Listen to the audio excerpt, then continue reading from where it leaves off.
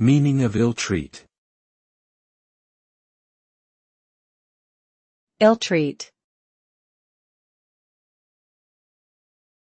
Ill-treat. Ill-treat. Ill-treat. Ill-treat means to behave cruelly or unfairly towards someone or something. This could involve physical or emotional harm, neglect, or mistreatment. Ill-treatment can have serious consequences such as physical injury, trauma, or psychological damage. Victims of ill-treatment may experience feelings of fear, helplessness, and despair. It can also lead to long-term resentment, low self-esteem, and other mental health issues.